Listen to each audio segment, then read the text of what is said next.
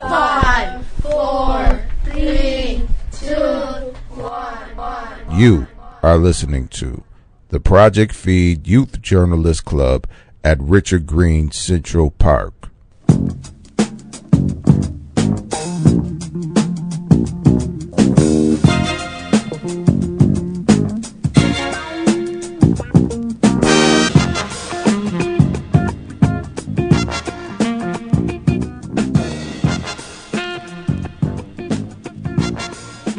All right, we are live on location. This is a monumental event today. I think this will actually solidify our youth journalist group from Richard Green Central on the south side of Minneapolis as being probably the most premier group of young journalists in the country. That's a really big thing. So today is a very big taping. Now, we've done many tapings prior to this, as you know, in the national, international audience. But today's taping is going to be about the movie Black Panther. And as we know, there's been a lot of conversation about this movie, a lot of attention directed to this movie. But we are going to give the youth here at Richard Green Central in our young journalist group a chance to fully voice their opinions about this movie. But prior to doing that, I'm going to allow everybody to introduce themselves with their name, age, and what school they go to. And I'm going to start with a new brother. Hold on, let me give this brother a big pound because he got it quick, fast, in a hurry. He seems like he's definitely online doing his thing and has a lot of familiarity with podcasting possibly and putting his voice in media platforms. I'm going to let this new brother to the group, introduce himself to the audience. Your name, age, and the school you go to, brother. My name is Chase, or CJ, like my nickname.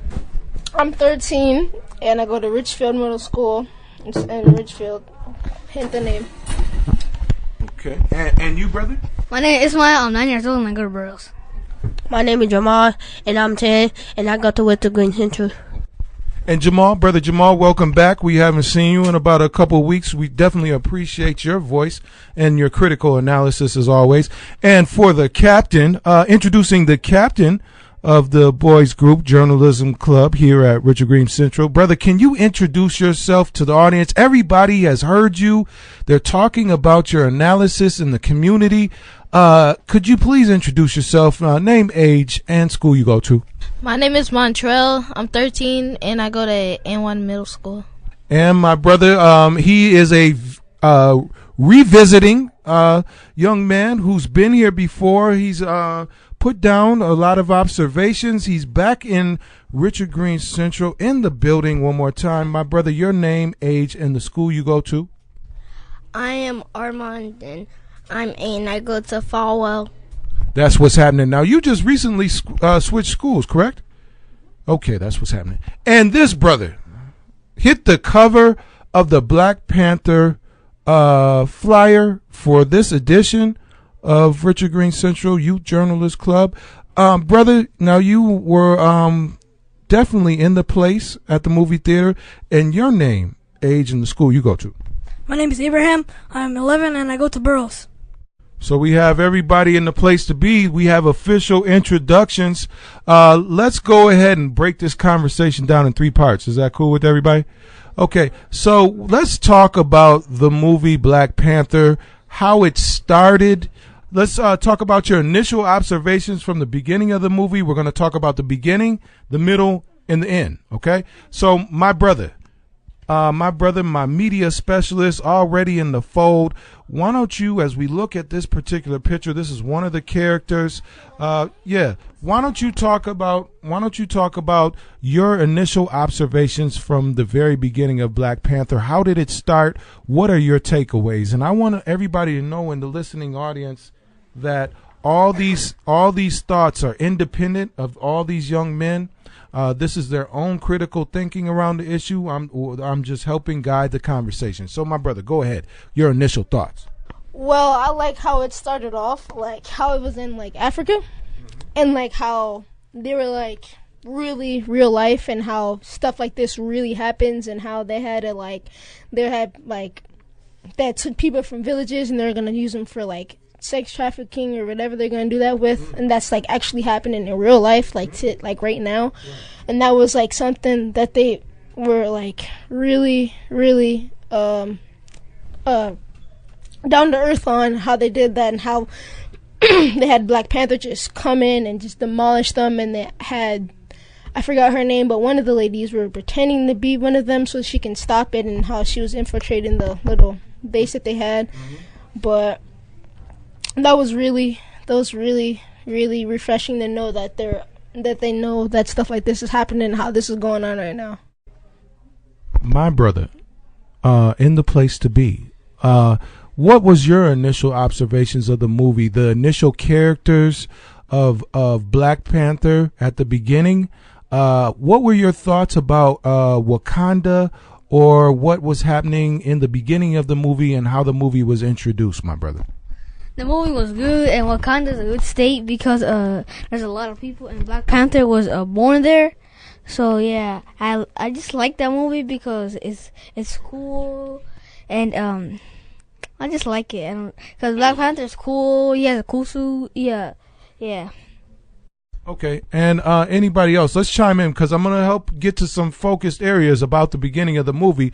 But what was your thought, my brother, when the initial movie started and the characters were introduced? You had a moment in the movie where there was a basketball court. People were in, I believe, Oakland, California, if I'm not correct, in the year of 1992. The Black Panther's father entered an apartment building, and there was something that happened that took place. There was a series of things that happened at the beginning. I just want to know, from your analysis, how did you take this in the initial stages of the movie? So, there was two friends in the apartment, and there was a knocking on the door, and one of the friends went to the door to open it. There was two ladies with red things and whatever they call those sharp things, and staffs, and then they opened, and then the other guy was like, they're not gonna wait all day, so they opened it, and then Black Panther came in, and then he was like, why did you betray us? And then the guy was like, I didn't betray you. And if I did, how would you know? And the other one went to Black Panther's side, and he put his lip down, and there's a special thing to tell if you're Wakandan. And the other friend got really mad, and then he got really mad. He tried to shoot Black Panther, and then Black Panther killed the guy. So now that dude on the screen right now, he tried to kill Black Panther, but then he sort of did, but then the other village found him. The fishermen found him, and they took him to the leader. Okay. You're getting a little bit in the middle of the movie. Hold on real quick. Let's try to keep it more toward the beginning of the movie, okay? Montrell, brother, what was your takeaways from the beginning of the movie? How did you feel the two characters were introduced? What did you feel was the difference between a place like Wakanda and a place like Oakland, California? So what I think about Wakanda, it was a cool place with different hydraulics and different like kind of things than California. So I really liked everything about Wakanda, but it's kind of bogus that the Black Panther's father killed his brother, and then left his brother's child at Oakland, California. And I think that was kind of bogus. But Wakanda, it's kind of a great place, but it's kind of bogus. They didn't let like whites and other kind of tribes in, and but at the end they let them. So yeah. Okay. Now, my brother, we're coming back to you, brother. I know you have some more thoughts that you want to express. You had your hand held up. Coming off of my brother Montrell's observations, what are your thoughts between a place like Oakland, California, and Wakanda, or let's just say in this conversation, South Minneapolis, in the Richard Green Central neighborhood and Wakanda. What are the differences, brother, and where would you want to be and why?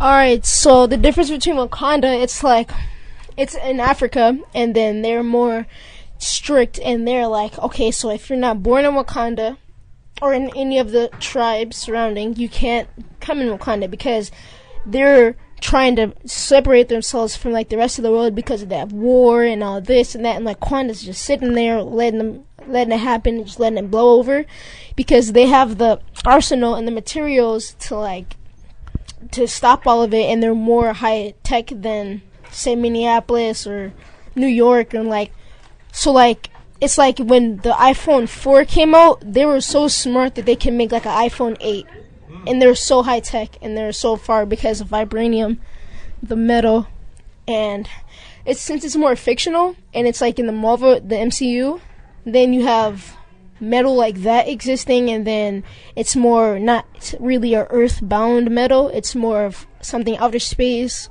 something like Thanos could have destroyed a world, and then the asteroid could have just came over to Earth, and then that could have happened and all that. So I would more so rather be in Wakanda because there's a lot of black people, and not because of the tech and their stuff, but it's more of their morals and how they feel like the world is corrupt and they don't want to get into it. But then again, that's when it comes back to I want to be in Minneapolis because you have like loving people here, and if Minneapolis had anything, just a little smudge of what they had in Wakanda, they would try to take it and they'd build off of it and they'd use it and they'd thrive from it, and they'd take in their loving and they're willing to help the surrounding communities. And Minnesota in itself is a green state where we have like a lot of trees and all that, and we're preserving our earth, and we're trying our best to keep it up to date and trying to not use all the pollution and all that, and we're really heavily in recycling and organic and stuff like that. So it's like I'd rather just be in Minneapolis, I guess, even though like Wakanda has the updated stuff and they're better than like say New York, they still are down to that. You can't have technology, you can't watch TV, you can't do any of that, because they're more of because they know that's corrupted and how that can affect a person's thinking patterns.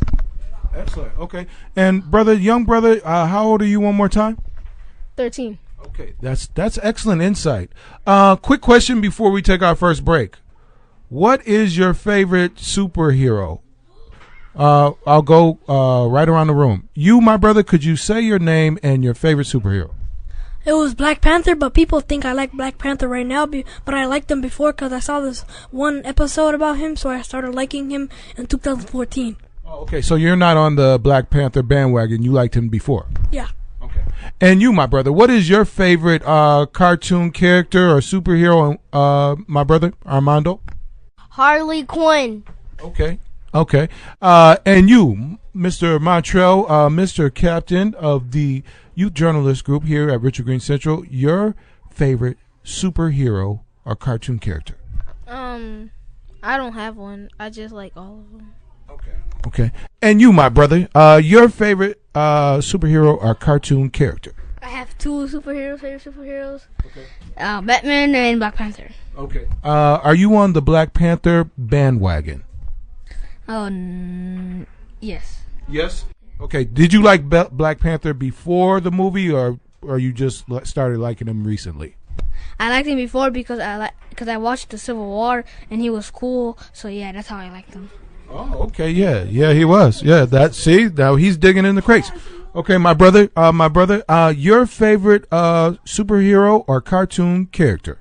I know everybody's like Black Panther, but I like Black Panther, but compared to like a lot of other, not saying that he's bad or anything, it's just like I've been liking Black Panther for a while, and I know like a lot about him, like the MCU, but my favorite would be from DC, I say Red Hood from the Under the Red Hood movie, and from like Jason Todd, and my favorite Marvel would be the Winter Soldier because of how he was good and how anything can change anybody bad in his like story and how a character he is. Okay. So we got all that going. We got all that out of the way. We talked about the beginning of the movie. We're just starting to get into the meat. We are going to take our first break right now and take a pause for the cause for this quick commercial break. On the count of 3, y'all. Peace. 1, 2, 3. Peace.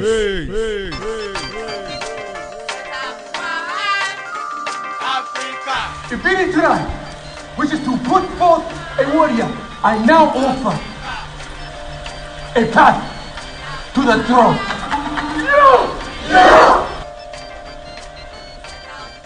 You are listening to the Project F.E.E.D Youth Journalist Club at Richard Green Central Park.